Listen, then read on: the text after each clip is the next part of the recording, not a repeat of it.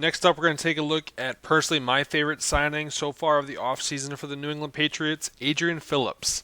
28-year-old guy out of Texas, played at the University of Texas as well.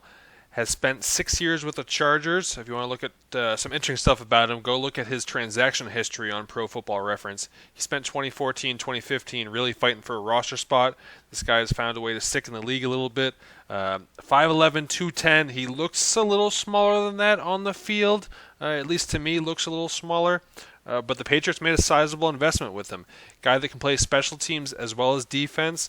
Right there with Bo Allen, I think, for their biggest signing, money-wise, of the offseason. And this guy they're looking to contribute at least this year. They'll see if it works out. This is per Spotrac, below $1.25 million dead cap hit if he is cut after this year. But I think he's at least going to be on the roster this year. I mean, $3 million. They're not just throwing that away.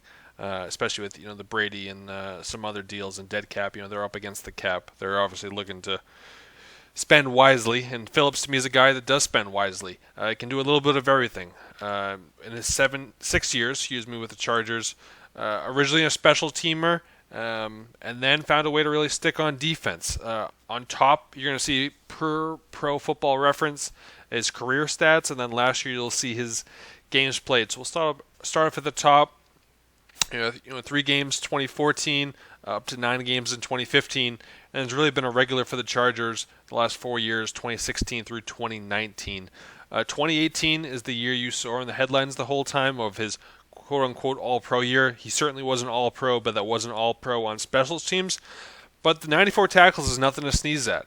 He was having an awesome year, played all 16 games, and then in addition to that, played their 2 playoff games that year where they beat Lamar in Lamar's first playoff game and then went to Foxborough, and we obviously know the result of when they came to Foxborough, what happened on the way to the Patriots Super Bowl against the Rams. But very talented player there. And to me, this is why I like the signing, despite other than what I saw in the film.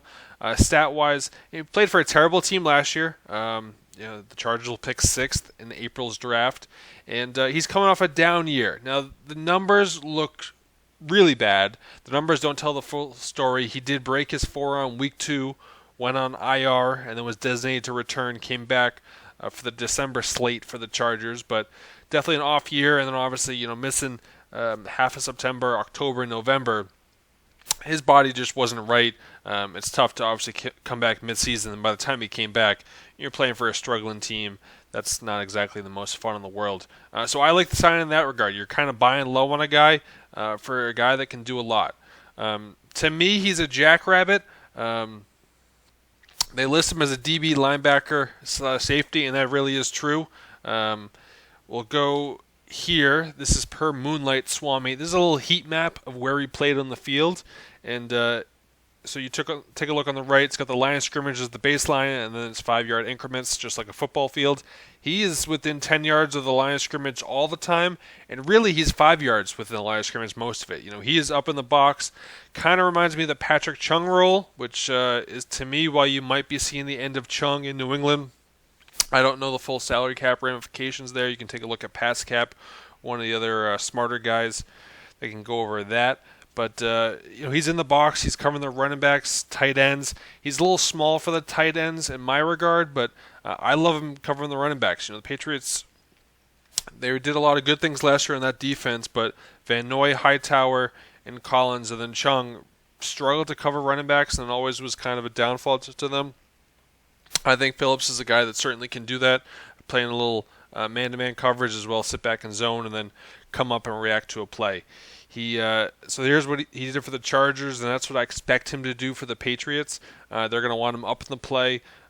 He's not going to sit back as a free safety. I think on some sites he's listed as a free safety. He's truly a strong safety. I mean, by that heat map, you can see where he was playing on the field. He's up at the line of scrimmage looking to make plays. We'll go back a little bit. Take a look at his stats a little bit further. He's a good coverage guy. The stats are not phenomenal in pass coverage. as I try and bring them up. Quarterbacks had a 93.4 rating thrown against him last year. They had 15 completions on 17 targets per Pro Football Reference. Obviously, a very high completion percentage. Those passes only went for 7 yards, though, and no touchdowns, compared to the year before where there were 65 targets and 4 touchdowns. So, a lot of high completions the year before versus last year, a lot of completions, but he'd wrap up and tackle. So we'll see. Obviously, completions, it's a whole defense, in zone coverage especially. Is he just coming up and making the tackle? Versus man-to-man, he's not going to be a shutdown guy, but I do think he can come up, make tackles. Those tackle numbers, 94 in 2018, and then on pace for roughly 60 last year. I mean, those are great numbers from a safety, and they need someone on this roster with Collins, Van Noy, Harmon all departing.